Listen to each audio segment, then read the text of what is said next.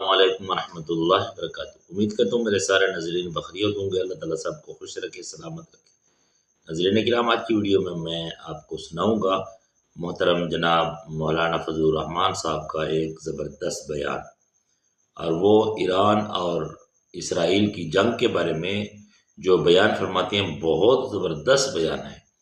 میں عنقریب آپ کو سناتا ہوں۔ اس بیان کی طرف جانے سے پہلے گزارش ہے کہ ویڈیو کو لائک کر دیں۔ مولانا فضل الرحمان صاحب کا بیان سن کر اس کے بعد آپ نے ایک خوبصورت سی رائے کمنٹس میں ضرور بتانی ہے۔ اگر چینل پر نہیں ہے تو چینل کو ضرور سبسکرائب کریں ثواب کی نیت سے۔ تو آئیے سنتے ہیں مولانا فضل الرحمان صاحب کا وہ اسمبلی میں زبردست بیان۔ ہمیں خطے کی سیاست میں اس کے اچھے نتائج حاصل کرنے کی اسٹریٹجی بنانی ہوگی، سوچ سمجھ کر بنانی ہوگی۔ ہمیں خطے میں ایران کو اعتماد میں لینا ہوگا۔ ہم ایران کے ساتھ کھڑے ہیں اور پاکستان کو کھل کر کھڑا ہو جانا چاہیے۔ یہود ہنود یہ ایک ہے، وہ ایک دوسرے کے اتحادی ہیں۔ اگر لبنان پر وہ حملہ کر چکا ہے، اگر وہ شام پر حملے کر چکا ہے، پرانے قبضے ایک طرف، حال ہی میں جو اس نے شام کی دفاعی قوت کو تباہ کیا ہے، عراق پہ جو کچھ گزری ہے وہ آپ کے سامنے ہے، اس کے بعد ایران، اس کے بعد اب پاکستان۔ تو فلسطین، لبنان، شام، عراق، ایران اور اب پاکستان، اور پاکستان کی ایٹمی قوت کو تباہ کرنا ان کا ایجنڈا ہو سکتا ہے۔ ادھر سے ہندوستان ہمارے لیے خطرہ ہے۔ ہم خطے کے ممالک کے ساتھ انگیج نہیں ہو رہے، ہمیں وہ پالیسی بھی بنانی ہوگی۔ ہمیں اپنے دوست ممالک ہم سے دور ہوتے جا رہے ہیں، وہ گرم جوشی نہیں رہی ہے جو کسی زمانے میں تھی اور آج ہونی چاہیے تھی۔ جناب اسپیکر، ہمیں اس پہلو کو بھی مد نظر رکھنا چاہیے کہ آج پھر ایک دفعہ ہم بارود اور میزائل اور بمباریوں کے نشانے پہ ہم نے بہت خون دے دیا ہے۔ ہماری قوم بہت قربانیاں دے چکی ہیں، ہمیں فوج کی قربانیوں کا احترام ہے، لیکن قوم نے جو قربانیاں دی ہیں، نہت تھی قوم نے کہ ہم ان کا دفاع نہیں کر سکتے، ہمارے پاس صلاحیت و استعداد ہی نہیں ہے۔ آپ ہم سے چاہتے کیا ہیں؟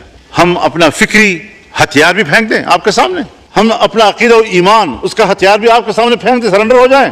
میں اعلان کرتا ہوں کہ اگر ریاست کے ذمہ داروں کو، حکمرانوں کو اس قسم کے ایجنڈا قبول و منظور ہے تو پھر آپ کی اس سوچ کے خلاف میں اعلان جنگ کرتا ہوں۔ اور ابھی تک میرے مسلمان بھائی کا خون پی پی کر صہیونی درندوں کا پیاس نہیں بجھ رہا، مسلسل بمباریاں جاری ہیں۔ جہاں پر صہیونی مرتا ہے، جہاں پر مودی مرتا ہے، اس سے تو ان کو تکلیف ہو رہی ہے، لیکن اگر ایک غریب مسلمان، غیر مسلح مسلمان، چھوٹے چھوٹے بچے، خواتین، بوڑھے بزرگ، ان کا خون بہ رہا ہے، پورا شہر ملبے کا ڈھیر بن گیا ہے، اس کا کسی کو احساس نہیں ہے۔ مسلمان کی نظر سے نہ دیکھو، انسان کی نظر سے دیکھو۔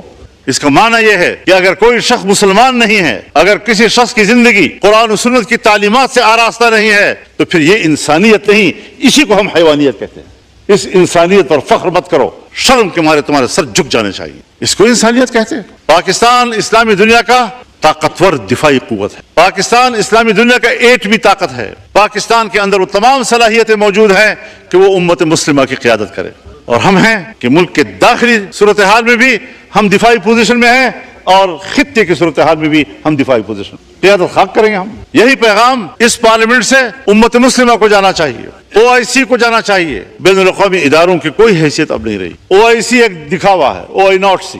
سلامتی کونسل 5 بڑے ممالک، ترقی یافتہ ممالک کی منوپلی ہے۔ پورا اقوام متحدہ اور جنرل اسمبلی امریکہ کی لونڈی ہے، جب وہ چاہیں ہماری سیاست پر بھی قبضہ کر لیں، ہم سے قانون سازی کا حق بھی چھین لیں، ہم ان کے دباؤ پر قانون سازیاں کرتے رہیں، معیشت ان کی خواہشات کے تابع کریں۔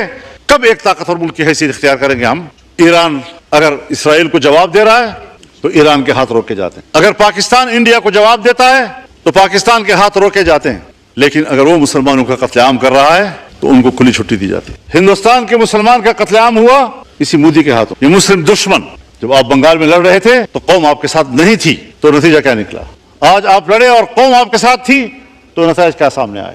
اگر ہماری دفاعی قوت اپنی آئینی اور پیشہ ورانہ ذمہ داریوں کو پورا کرتی ہے اور خود کو وہاں تک محدود رکھتی ہے، قوم کل بھی ان کے ساتھ کھڑی تھی، قوم آج بھی اس کے ساتھ کھڑی ہو۔ لیکن سوالات دو ہیں، کیا ہماری اسٹیبلشمنٹ اپنی ذمہ داریوں تک محدود ہے؟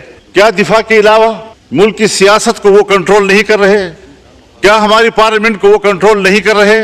اگر وہ نہ چاہیں، پارلیمنٹ کے سپریم ہونے کے باوجود میری تقریر باہر نہیں جا سکتی، गैलरी में बैठे हुए सहाफ़ी जो आपके इसी स्क्रीन को देखकर उससे खबरें लेते हैं, वो बंद कर दी जाती है, तो फिर आप बताएं कि ये पार्लियामेंट और ये हुकूमत कैसे सावरन है।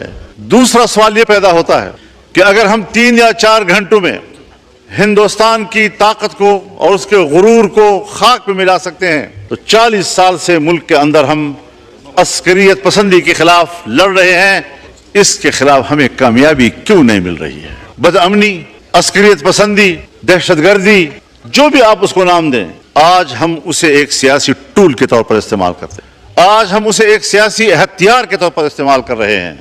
मैं आपको बताना चाहता हूं कि हमारे 2 सूबों में हुकूमत ये रिट मौजूद नहीं है। ये इयादा कर रहा हूं, ये नहीं कि पहली मरतबा कह रहा हूं।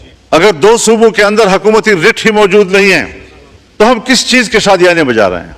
हम अपने मुल्क में भी महफूज नहीं हैं और दुनियाई इस्लाम भी महफूज नहीं है। इन तमाम तरह हालात में हमारी कानून साजियां अपने ड्राफ्ट के अंदर चीख चीख कर खुद बतलाती हैं कि इस कानून के पीछे किसका प्रेशर है। आप हमें इस ड्राफ्ट के पीछे खुद बता रहे होते हैं कि IMF का प्रेशर है। आप खुद हमें बता रहे होते हैं कि FATF का दबाव है।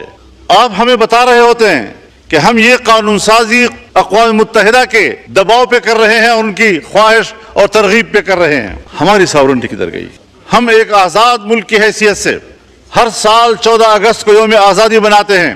हम इस दावे के साथ कि हम एक आज़ाद मुल्क हैं, एक आज़ाद कौम हैं, लेकिन बैनुल-अक़वामी सियासी इदारे, इंसानी हुकूक के इदारे जहाँ बैठे हुए हैं, आज हमारे जैसे तरक्की पजीर ममालिक या पसमानदा ममालिक वो बैनुल-अक़वामी इदारों के करारदादों, उनके पास किए हुए कवानीन वो हमारे यहाँ मुअस्सर हैं और हमारा अपना आइन और कानून गैर मुअस्सर और मुअत्तल हो जाता है। इससे अभी हाल ही में आपने वो कानून साजियाँ की हैं जिसके आपका अपना आइन ऐसी कानून साजी की कत्तन इजाज़त नहीं देता। कभी हमने अपना एहतसाब किया है? कभी एक लम्हा के लिए सोचा है? और जब आप इस मुल्क के अंदर आइन को पामाल करते, जब आप इस मुल्क के अंदर कुरान और सुन्नत को पामाल करते हैं, तो कभी उसको हुकूक इंसान का लक़ब दे देते हैं, तो कभी उनको हुकूक निस्वान का लक़ब दे देते हैं। मैं हैरान इस बात पर हूं कि इसी ऐवान के अंदर हमने वो कानून साजी भी देखी, हमने ही उसका दिफा किया, लेकिन वो कानून पास हो गया था।